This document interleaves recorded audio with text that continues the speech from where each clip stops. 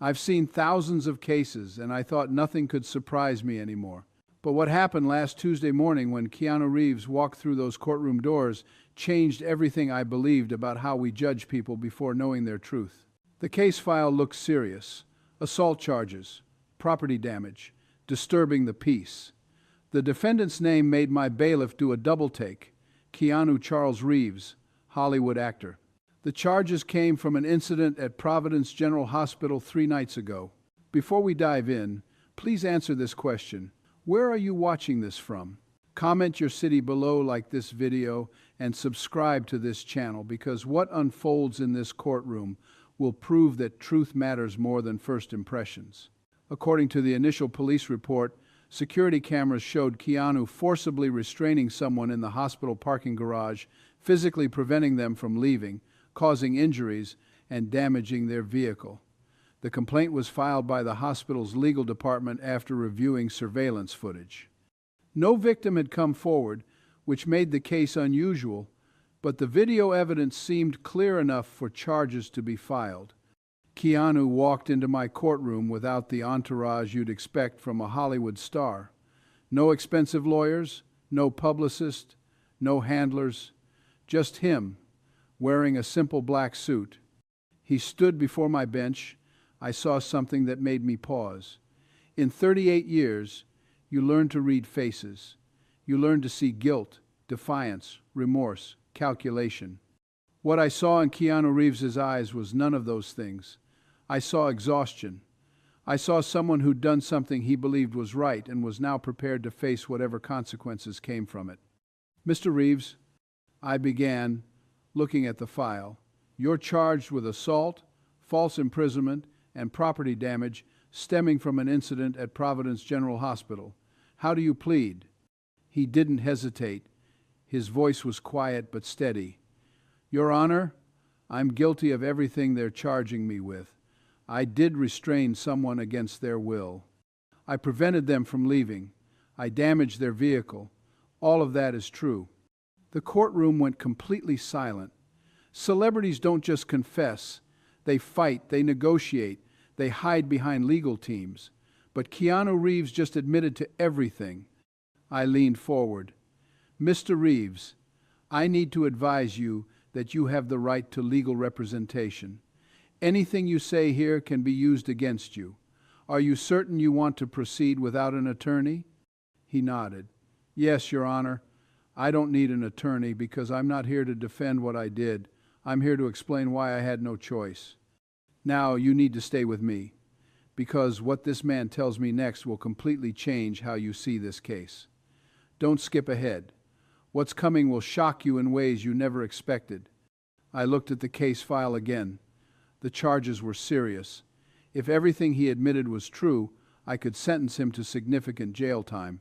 But something wasn't adding up. The hospital filed charges, but no victim came forward. The security footage showed the incident, but no one was pressing charges personally. Mr. Reeves, I said carefully, the court appreciates your honesty, but I need to understand something. The hospital security footage shows you restraining an elderly man in the parking garage. You prevented him from getting into his vehicle for nearly 40 minutes. You physically held him back, and in the process, his car door was damaged. The hospital is seeking prosecution for assault and property damage, but the man you restrained never filed a complaint. In fact, we can't locate him to get his statement. So I need you to tell me, in your own words, exactly what happened that night. Keanu took a deep breath. Your Honor, that man was 73 years old. His name is Robert. And if I had let him get into that car, he would have driven himself home and died alone in his sleep that same night. The courtroom erupted in whispers. I raised my hand for silence. Mr. Reeves, that's a serious statement. I need you to explain exactly what you mean. Let me pause. I know it is still early for asking this, but I need you ask. Do you think Keanu Reeves did the right thing? Comment yes or no below, because the rest of this story will test everything you believe about justice and mercy. Keanu stood there and began telling me a story that would make everyone in that courtroom question what they thought they knew about right and wrong. He told me he'd been visiting Providence General Hospital that night because he volunteers there twice a month. He reads to patients who don't get visitors, sits with people going through chemotherapy, talks to folks who are lonely and scared. He'd been doing this for years, quietly, without publicists or cameras, just showing up and being present for people who needed someone. That particular night, around 9 o'clock, he was leaving through the parking garage when he noticed an elderly man standing beside a car, fumbling with his keys. The man was swaying slightly, leaning against the vehicle for support. Keanu told me his first instinct was to ask if the man needed help. He walked over and said hello. The man looked up at him, and Keanu immediately knew something was terribly wrong.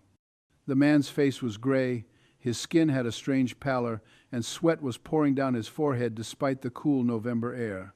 His breathing was labored, coming in short, shallow gasps. Keanu asked him if he was okay. Robert said he was fine, just tired. He'd been at the hospital visiting his wife, who was in intensive care after a stroke. He'd spent 14 hours by her bedside, and now he just wanted to get home, take his medication, and sleep. But Keanu could see this wasn't exhaustion. He'd seen this before, years ago, when his sister had heart problems. He recognized the signs that something was desperately wrong. He told Robert he thought he should go back inside, let a doctor check him, but Robert refused. He said his wife needed him to be strong, that he had to get home and rest so he could come back tomorrow. He couldn't afford to be sick right now. Keanu told me he watched Robert try to unlock his car 3 times, his hands shaking so badly he kept dropping the keys. When Robert finally got the door open and tried to climb inside, Keanu made a decision that would bring him to my courtroom. He stepped forward and put his hand on Robert's shoulder, gently but firmly pulling him back from the vehicle. He told Robert he couldn't let him drive, that something was seriously wrong, that he needed medical attention immediately. Robert got angry. He told Keanu to leave him alone, to mind his own business, that he was a grown man who could make his own decisions. He tried to push past Keanu to get into the car. That's when Keanu physically blocked him, standing between Robert and the driver's seat. Robert kept trying to get past him. He grabbed at Keanu's arms, tried to shove him aside, but Keanu held firm. He told me he wasn't trying to hurt Robert, just prevent him from getting behind that wheel. But in the struggle, Robert's hand hit the car door hard enough to bend the frame slightly. For 40 minutes, Keanu stood there blocking that car door. Robert yelled at him, called him names, threatened to call the police. Other people walking through the garage stopped and stared. Someone did call security. But Keanu wouldn't move. He kept talking to Robert, kept telling him something was wrong, kept begging him to go back inside and see a doctor. Robert kept refusing, getting weaker and more confused as time passed. Finally, hospital security arrived. They saw a Hollywood actor physically restraining an elderly man who was demanding to be released. They called the police. And when the police came, they had to make sense of what looked like assault. But here's what made Keanu's voice crack as he told me this story. When the paramedics finally convinced Robert to let them check his vital signs right there in the parking garage, they discovered his blood pressure was dangerously low and his heart rhythm was severely irregular. They rushed him to the emergency room immediately. Robert was having a heart attack, a massive one. If he'd gotten into that car and driven home, he would have died within hours, alone, while his wife lay in intensive care unable to help him. The doctors told Keanu later that night that he'd saved Robert's life, that those 40 minutes of keeping him from driving had been the difference between life and death. Yes, I know it is a very strange story, but right now stay with me, because what happens next is where this case takes a turn that will change everything you think about the law and doing what's right. I looked at Keanu Reeves standing before me. This man had just confessed to assault, to restraining someone against their will, to property damage, and he'd done it all to save a life. Mr. Reeves, I said slowly, let me make sure I understand this correctly. You physically prevented a 73-year-old man from driving his own vehicle because you believed he was having a medical emergency? Yes, Your Honor. and Robert repeatedly told you to leave him alone, demanded you let him go, and you refused? Yes, Your Honor. You understand that from a legal standpoint, what you did meets the definition of assault and false imprisonment? Keanu nodded. I do understand that, Your Honor. I knew it at the time. But I watched my sister struggle with heart disease for years before she passed away. I recognized those signs. The color of his skin, the way he was breathing, the confusion in his eyes. I knew if I let Robert drive away, he would die. And I decided that facing charges was better than living with his death on my conscience. I looked down at the hospital's complaint. They were seeking prosecution because their security footage showed what appeared to be an assault. Their legal department had flagged it as a liability issue. But as I read further into the file, I found something the hospital hadn't included in their initial complaint. There was a letter attached 3 days after the incident. It was from Robert. I held it up. Mr. Reeves, I have a letter here from Robert. Were you aware he wrote to this court? Keanu's face showed surprise. No, Your Honor. I haven't spoken to Robert since that night. The police told me not to contact him while charges were pending. I opened the letter and began reading it aloud. Your Honor, my name is Robert. I've lived in Providence for 41 years. I came to this country from Taiwan with nothing and built a life here. I have a wife of 48 years, 3 children, and 7 grandchildren. On November 14th, I almost threw all of that away because I was too stubborn and too scared to admit I needed help. The courtroom was absolutely silent as I continued reading. That night, my wife had suffered a stroke. I'd been by her bedside for 14 hours, and I was exhausted and terrified of losing her. When I felt the pain in my chest, the shortness of breath, I told myself it was just stress and exhaustion. I convinced myself I could drive home, rest, and everything would be fine. I was wrong. I paused, looking up at Keanu, then back to the letter. A man I didn't know, a stranger in a parking garage, saw what I refused to see. He recognized I was in danger. And when I became angry and combative, when I demanded he leave me alone, when I tried to force my way past him, he stood his ground. He wouldn't let me kill myself. My voice grew quieter as I read the next part. The doctors told me later that I was having a massive heart attack. My left anterior descending artery was 95% blocked. They called it a widowmaker because most people who have this type of heart attack outside a hospital don't survive. If I had driven home that night, I would have died in my sleep. My wife, recovering from her stroke, would have woken up to find me gone. My children would have lost both parents in the same week. I could hear people in the courtroom crying. Mr. Reeves saved my life. I continued reading. He broke the law to do it. He restrained me against my will. He prevented me from leaving. He damaged my car door when I struggled against him, and I thank God every single day that he did. I'm writing this letter from my hospital bed, recovering from emergency surgery. My wife is 2 floors above me, also recovering. We're both alive because a stranger cared enough to break the rules. I set the letter down and looked at Keanu. Robert writes that he doesn't want you prosecuted. He says charging you with assault for saving his life would be the greatest injustice he could imagine. He's requesting that this court dismiss all charges. Keanu's voice was barely a whisper. Is Robert okay now? And his wife? That question told me everything I needed to know about this man's character.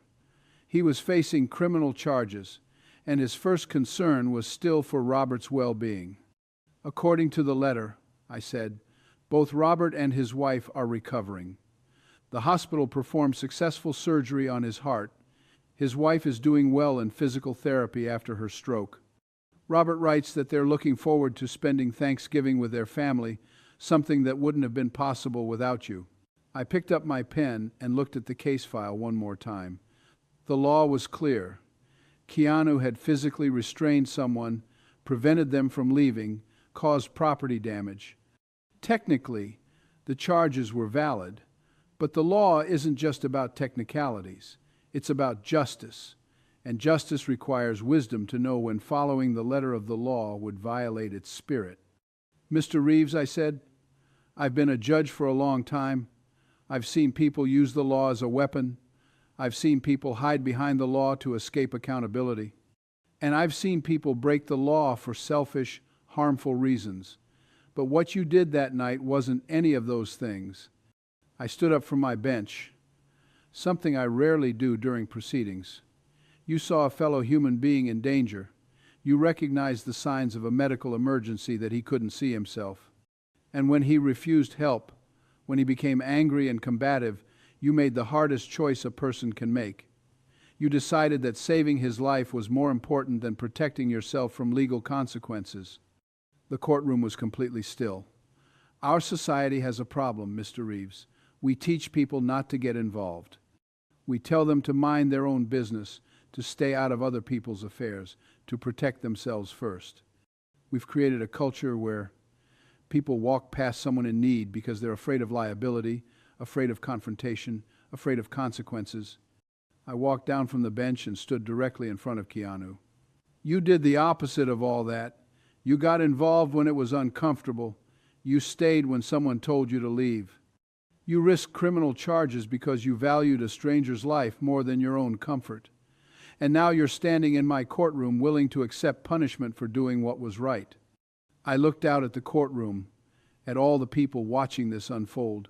Let me tell you about something I learned a long time ago. The law exists to protect people, to create order, to ensure justice. But the law is a tool, and like any tool, it must be used wisely. Sometimes following the law to the letter would create an injustice. This is one of those times. I turned back to Keanu. Mr. Reeves, the charges against you are assault, false imprisonment, and property damage. You've admitted to all of these actions. But you committed these acts not out of malice, not out of anger, not for personal gain. You committed them to save a human life. I walked back to my bench and picked up my gavel. Here's what I'm going to do. The hospital filed these charges as a legal liability issue. They were protecting themselves from potential lawsuits. But Robert, the actual victim, has written to this court asking for dismissal. He's made it clear that he considers you a hero, not a criminal. I looked at the case file one more time. Therefore, I am dismissing all charges against you. No assault conviction, no criminal record, no penalties. What you did saved a man's life, and this court will not punish you for that act of courage and compassion. The courtroom erupted in applause. People were standing, clapping, some crying openly.